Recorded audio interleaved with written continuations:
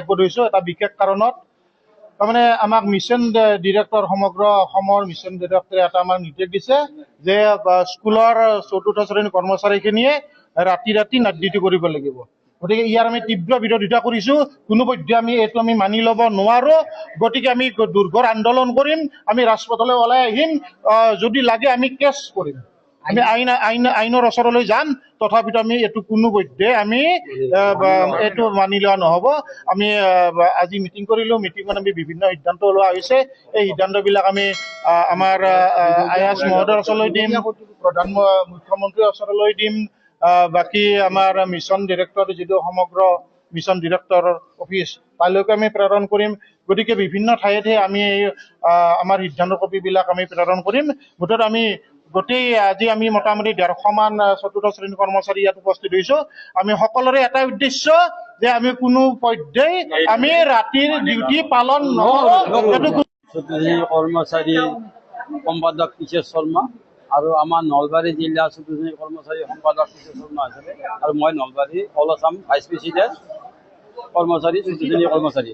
যে আমাৰ আজি সমস্যা হৈছে যে আমাৰ নলবাৰী জিলা নহয় অল অসমত এটা অৰ্ডাৰ ওলাইছে যে আমাৰ চতুৰ্থ শ্ৰেণীৰ কৰ্মচাৰী আৰু অকল তাৰমানে স্কুল বিভাগত যিবিলাক চতুৰ্থ শ্ৰেণীৰ কৰ্মচাৰী আছে তেওঁলোকক যেতিয়া ডিউটি দিছে যে নাইট ডিউটি কৰিব লাগে। এখন স্কুলত ইমান ডাঙৰ স্কুল, বহল স্কুল ভিতৰত এজন নাইট চকীদাৰে কেনেকৈ নাইট চকীদাৰ কৰিব পাৰে?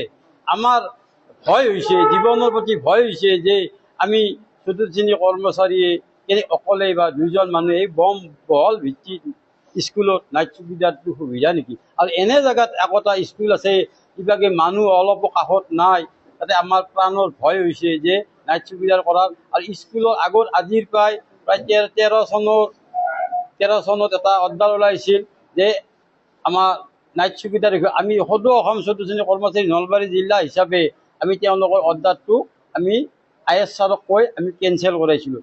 এইবাৰো আমি ভাবিছোঁ IS ছাৰে সম্পূৰ্ণভাৱে আমাৰ সদৌ অসম চতুৰ্থ শ্ৰেণীৰ মুখত চাই তেওঁ অৰ্ডাৰখন কেঞ্চেল কৰে বুলি মই ভাবিছোঁ, কেঞ্চেল কৰে। আৰু ইয়াৰ ওপৰত আমাৰ জয়ন্ত মল্ল বৰুৱাদেৱক আমি অনুৰোধ কৰিছোঁ যে সদৌ অসম চতুৰ্থ শ্ৰেণীৰ কৰ্মচাৰী তেওঁলোক আমাৰ জয়ন্ত দালত আমি সদায় আমি আছোঁ, সদায় থাকিম আৰু আগন্তুক লৈ থাকিম ভাবি আমি জয়ন্তদাক অলপমান গুৰুত্ব হিচাপে এই সমস্যাটো আমাৰ ওপৰৰ সমস্যাটো যদি তেওঁ আমাৰ সহযোগী চাই, সেইকাৰণে মই ভাবোঁ যে নলবাৰী জিলাৰ চতুৰ্থ শ্ৰেণীৰ কৰ্মচাৰীয়ে এই বিপদৰ পৰাই এই প্ৰাণ পায়। আৰু নলবাৰী IS মহোদয়ক আমি অনুৰোধ জনাওঁ যে এই সমস্যাটো যে তেওঁ সুন্দৰভাৱে আমাৰ ওপৰত পায় যে কলা দাৱ যে আঁতৰাই দিয়ে, মই এখিনিয়ে কৈ মই ধন্যবাদ।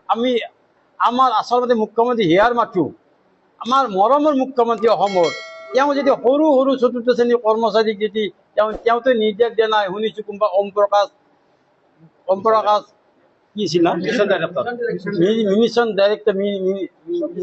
ডাইৰেক্টৰে অৰ্ডাৰটো দি গৈছে। যাৰ সময়ত আচলতে মিছন ডাইৰেক্টৰ এটা সময়ত আমাৰ নলবাৰীৰ DC আছিল, তেওঁ সম্পূৰ্ণ ভালকৈ মোক জানে, আমাক জানে। তেওঁ আচলতে কি ভাবি দি গ'ল যে নলবাৰী জিলাৰ চতুৰ্থ শ্ৰেণীৰ অল আছামৰ চতুৰ্থ শ্ৰেণীৰ কৰ্মচাৰী যে অকল চতুৰ্থ শ্ৰেণীৰ স্কুলৰ চতুৰ্থ শ্ৰেণীৰ কৰ্মচাৰীক যে এই অৰ্ডাৰটো যে দি গ'ল, আচলতে আমাৰ দুৰ্ভাগ্য।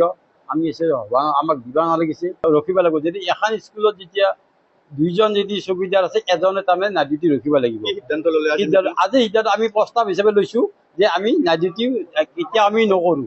যদি গ্ৰহণ কৰে তেওঁলোকে আমাৰ লাগে ডিউটিও, আমাৰ নাইট ডিউটি কৰিলে ডিউটি যাব। আৰু আমাৰ লাগে আমাক লাগে আমাৰ চাকৰি পৰা উলিয়াই দিয়ক, ডিউটি আমাৰ যোৱাত থাকি। সেইকাৰণে কৈছোঁ যে আমাক সুন্দৰভাৱে আমাক আলোচনা কৰি বহল ভিত্তিৰ অল আছাম আন্দোলন হ'ব। এইটো অল অসম ভিত্তিৰ আন্দোলন হ'ব। অকল এতিয়া স্কুলত ফৰ্থ গ্ৰেড সন্থাই কৰি আছে নহয়, তাৰপিছত অল ডিপাৰ্টমেণ্টৰ ফৰ্থ গ্ৰেড সন্থাই এইটো ডিছপুটত আন্দোলন কাৰ্যসূচী হাতত ল'বলৈ সিদ্ধান্ত। আজি শ্ৰমতে আকৌ দিয়া নাই, আমি সোমবাৰে দিয়াম বুলি আমি ভাবিছোঁ।